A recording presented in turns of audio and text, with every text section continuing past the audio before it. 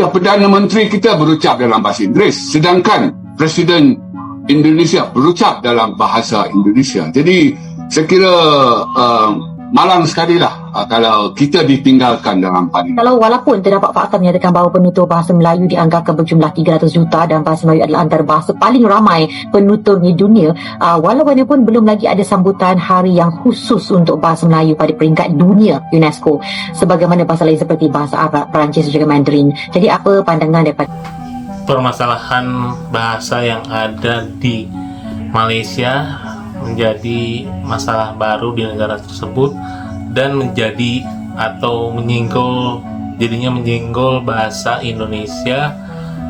Kenapa seperti itu? Apakah bahasa Malaysia tidak sepopuler di negara asalnya?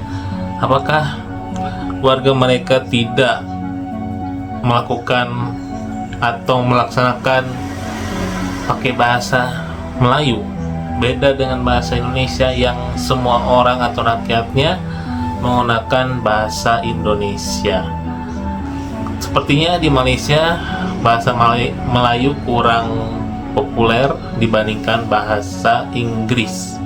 Jadi pembahasan ini sangat menarik. Jangan lupa untuk like, komen, dan subscribe-nya. Kenapa bisa seperti itu?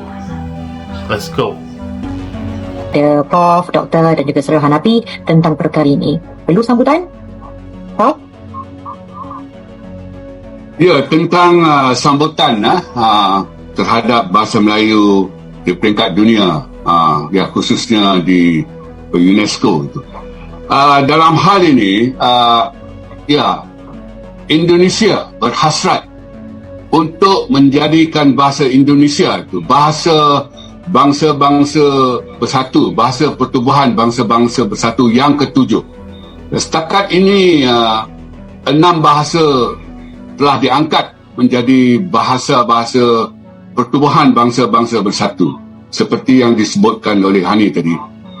Dan Indonesia berhasrat pada tahun 2045, tak lama lagi, dalam 40 tahun lagi, Indonesia mahu merealisasikan bahasa Indonesia itu sebagai bahasa ketujuh untuk pertubuhan bangsa-bangsa bersatu.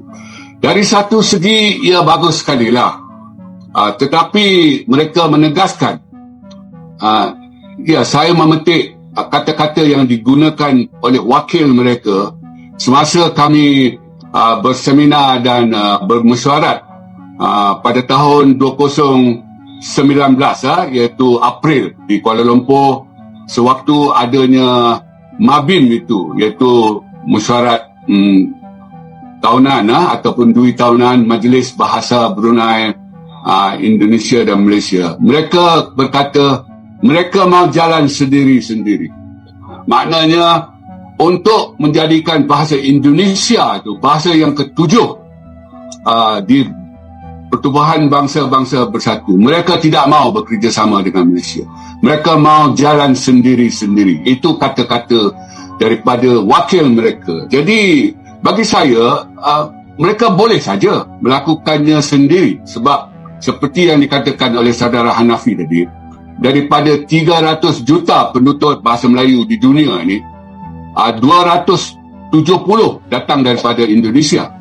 Jadi mereka ada kekuatan di situ. Yang kedua, mereka ada legasi budaya semasa. Kita tidak ada. Dan kalaulah betul bahasa Melayu itu nak diangkat menjadi bahasa penting di dunia, pasti mereka yang nak mengangkat itu akan ke Malaysia untuk memastikan kedudukan bahasa Melayu di Malaysia. Jadi mereka pasti akan mendapati ia melekut di tepi gantang. Di Malaysia, ia tidak ada legasi semasa. Di Indonesia memang ia ada legasi semasa yang cukup kuat. Dan kita dapat lihat para pemimpin Indonesia semenjak dahulu sampai ke hari ini, dan saya kira selama-lamanya akan berucap dalam bahasa Indonesia di Perhimpunan Pertubuhan Bangsa-Bangsa Bersatu. Ya, saya kira 2-3 minggu ataupun beberapa hari yang lepas ada perhimpunan ini.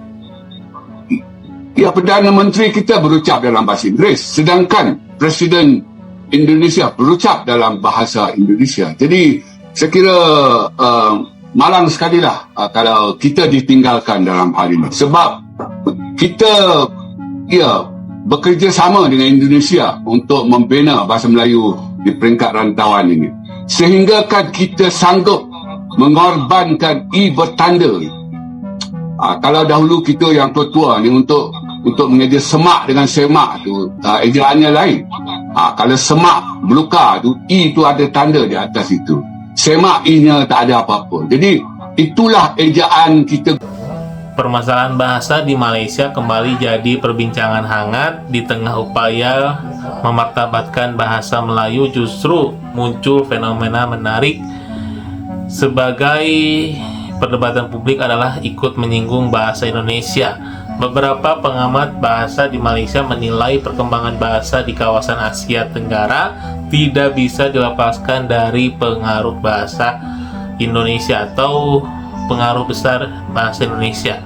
Dengan jumlah penutur yang lebih besar dan penggunaan luas di media, hiburan, hingga internet, bahasa Indonesia semakin sering terlihat di berbagai platform digital yang juga dikonsumsi masyarakat Malaysia. Hal ini memicu diskusi di kalangan akademisi dan politisi Malaysia.